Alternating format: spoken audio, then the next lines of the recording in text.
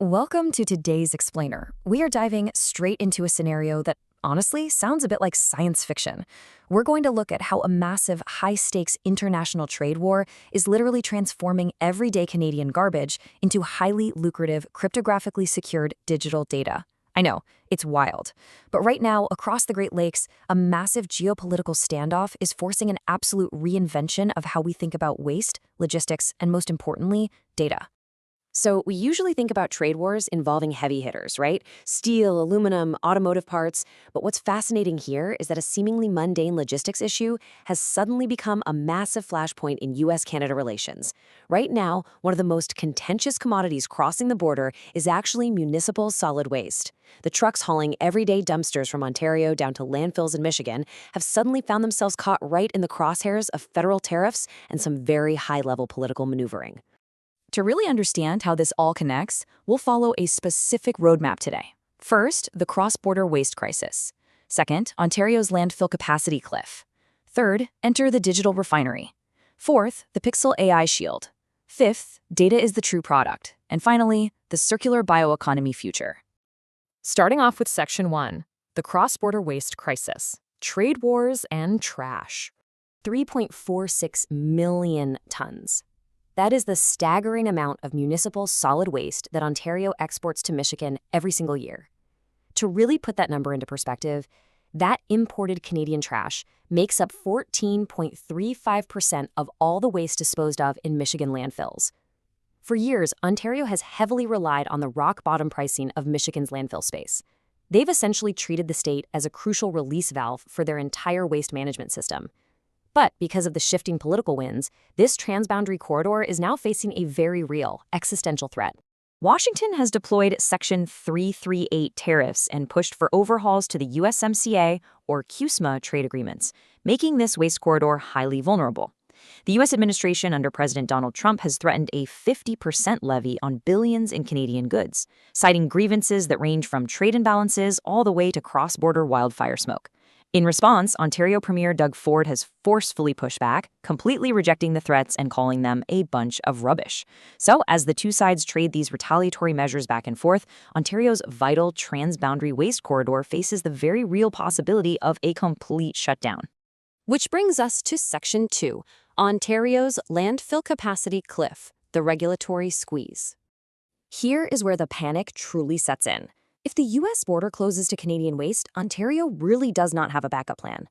By 2034, the province faces complete domestic landfill exhaustion. They will literally just be out of space. In preparation for this, we have the 2029 rewood ban, which will legally prohibit clean wood from even entering landfills in the first place. And right on its heels is the Circle Levy, acting as a massive tax on waste that eventually scales up to $60 a ton by 2036. Suddenly, just throwing things away isn't just expensive. It becomes a massive regulatory and financial liability for any business involved. That leads us into Section 3. Enter the digital refinery, intelligence at the source. So when physical waste becomes this kind of uninsurable, expensive liability, you desperately need a way to instantly verify, document, and repurpose it before it ever becomes quote-unquote trash. Enter 905 Wood. They don't just haul wood around with their 50-unit fleet. They operate what's called a sentient bridge. They intercept this chaotic, messy construction waste and run it through their digital refinery workflow to guarantee its absolute purity. This connects that wood directly to the incredibly strict, high-purity requirements of the Pearl.Earth biocarbon market. It all functions as a completely automated compliance shield. In Step 1, they intake the chaotic construction waste. Step 2, they verify it using AI right at the job site gate. Step 3, they generate unbreakable cryptographic DMRV data. That's digital measurement, reporting, and verification. And Step 4, they unlock the massive financial value waiting in the biocarbon market. But to actually pull this off in the field, out in the dirt and the heat, you need incredible technology sitting right in the hands of the operators. And that is Section 4, the Pixel AI shield, edge compute in a dumpster. The operators on the ground rely on the Google Pixel 11 Pro running Android 17, completely integrated with the LiteRT AI stack. The absolute secret weapon here is the 3nm Tensor G5 chip. You see, traditional mobile processors usually overheat and throttle when you try to run heavy deep learning models outdoors under the blazing summer sun. But this 3-nanometer architecture is so efficient that it processes the data locally, right at the edge. No cloud latency, no overheating, just flawless execution, regardless of the environmental conditions. By operationalizing this light RT AI stack right on the handsets, the system acts as an impenetrable intake shield. It verifies exactly what is in the cargo before the truck even leaves the construction site. Think about the ripple effect of that. It protects the drivers from accidental hazardous waste transit violations. It drastically lowers environmental liability insurance premiums because the cargo is inherently verified as safe. And crucially, in this volatile geopolitical climate we just talked about, it eliminates border delays. Customs agents don't have to guess what's in the truck. They know. Section 5. Data is the true product, the paradigm shift. Okay, this is absolutely the most fascinating pivot in the entire explainer. 905 Wood isn't really selling scrap wood. The physical wood is basically a Trojan horse. Under the old logistics model, hauling wood was this high-volume, low-margin race to the bottom, absolutely filled with regulatory liabilities. But in this new digital model, the physical logistics are essentially just a customer acquisition cost. The true product, the thing where 905 Wood's actual value lies entirely, is the digital measurement, reporting, and verification data. To prove just how serious this shift is, they are officially registered as an information technology enterprise under NAIA CS Code 51 for data processing and hosting. They aren't even classified as a waste management company. They are telling the market exactly what they are: a SaaS application service, a data company, where the physical wood simply feeds their digital ecosystem.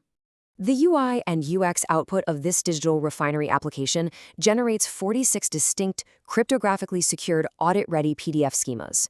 We're talking the request for quote, the exact certificate of origin, and complete verification documents. So if a border agent or an environmental auditor stops a truck, that driver is holding an unalterable USMCA compliance shield. They have absolute, irrefutable proof of provenance and purity, streamlining their transit directly across even the most tariff-choked borders. Wrapping up with Section 6, the circular bioeconomy future, securing Ontario's industrial leadership. By transforming a massive physical liability into this pure, audit-ready provenance data cut, 905 Wood unlocks extraordinary financial dividends. 40% of the value created actually comes from Cork carbon dividends, straight off the Puro.Earth registry, while another 30% comes directly from avoiding those expensive Ontario Circle levies. This SaaS application essentially inoculates the entire supply chain against political border friction and environmental volatility, and in doing so, it firmly secures Ontario's industrial leadership in the Canadian circular bioeconomy. It completely shatters how we look at traditional logistics, doesn't it? It leaves us wondering what other messy, deeply physical supply chains are ripe for an edge AI data revolution. The Great Lakes waste war might have sparked over shrinking landfill space and high-level trade tariffs, but it has ultimately birthed a model where the intelligence wrapped around a physical object is infinitely more valuable than the object itself. It really makes you look at every single truck rolling down the highway and ask, are they hauling goods or are they harvesting data? Thanks so much for joining me for this explainer. It's been a fascinating ride, and I'll see you next time.